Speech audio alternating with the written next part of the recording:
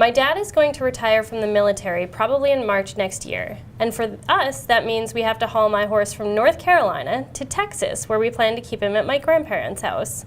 Are there any vaccinations and tests I need to have for him before we go? And what do I need to look out for health-wise once we get there? We've always done cross-country moves before, but never with a horse.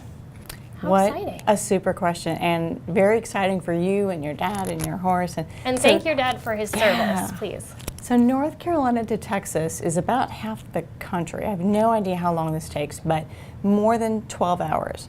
And 12 is key, because 12 is what the experts say a horse should not travel any longer than. And if they're in the trailer for 12 hours and going, then they need a break of at least 8 hours. So keep that in mind.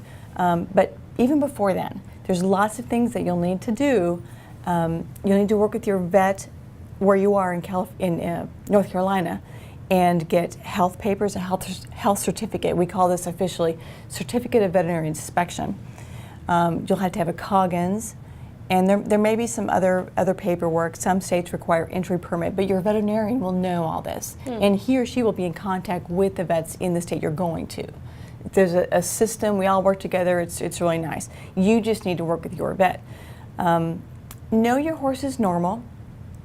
If there's any medication or supplements, bring those. Bring as much of your own hay, grain, and water as you can. Practice beforehand, so make sure your horse loads. If you're going to ship in boots or bandages or blankets, make sure your horse wears all those comfortably and confidently. I have a list here of things. This list comes from a blog article, so I think we should include the link to this article at the end of this, because I'm for sure going to forget some things. Right. In addition to during the trip, you want to make sure that your horse can clear his airways. So in short trips are considered less than 3 hours. Short trips, it might be okay to tie a head up, but a long trip, you don't want to tie the head up. But it depends a little bit on how your horse rides in the trailer and the configuration of your trailer. So, the 2-horse straight load versus a 3-horse slant versus an open trailer, they're all a little bit different. So you have to take all these things into consideration, because when you get there and you ask, how do I make sure he's healthy? Like, what do I look for when I get there afterwards? You want to take their temperature each day. And it's going to take at least 3 days for him of just turn out and not riding and just leave him alone. Just observe him, but don't ask him to do anything. And each of those days, and perhaps longer, you should take his temperature. And that's going to be your best indicator of, did he make this trip okay? But I will tell you, he is going to lose some weight. He is going to be dehydrated. So anything you can do to help those ahead of time. Make sure he has plenty of hay, forage, roughage, the scratch factor through the trip and after. We tend to cut down on the grain.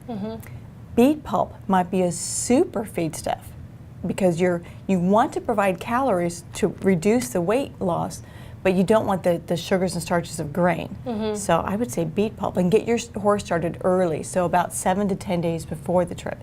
Start introducing small amounts of beet pulp, because it's like any other feed. You don't just throw it in large amounts. And then encourage drinking, both on the trip, so stop and offer water about every 4 hours. And also encourage drinking by adding electrolytes or salt. And because they don't build up in the body or stay, you want to just start like the day before and the day of, and each day you're traveling, and a couple days after, so maybe a week, to keep them drinking. Because hydration and not losing too much weight, and then not having an infection, and being able to clear the airways. Those are the health things I think of. Your vet can help you with everything else, and then you just have to make a packing list and gather everything that you need.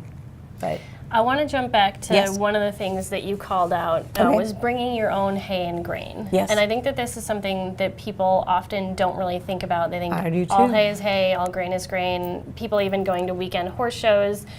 The trailer space is so limited, the truck space is so limited, and you're tempted to just say, we'll buy hay when we get there, we'll buy grain when we get there.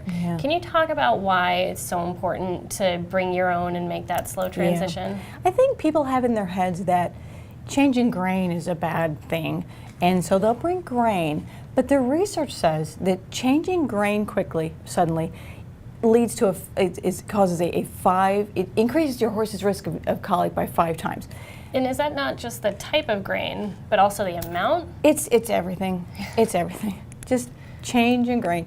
The interesting thing, though, is when you change hay, amount, type, cutting, any of those, it increases your horse's risk of colic by 10 times.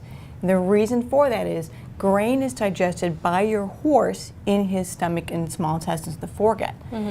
Hay is digested by the bacteria and the microorganisms in the hindgut, and they tend to be shocked when you give them something completely new as a foodstuff. Now, we might like it, different things at every meal. Bacteria don't. They like the same thing every day, every meal. So they get shocked, and then that's when chaos ensues and colic and laminitis. So you've got to be especially careful with the hay. That really ups your risk.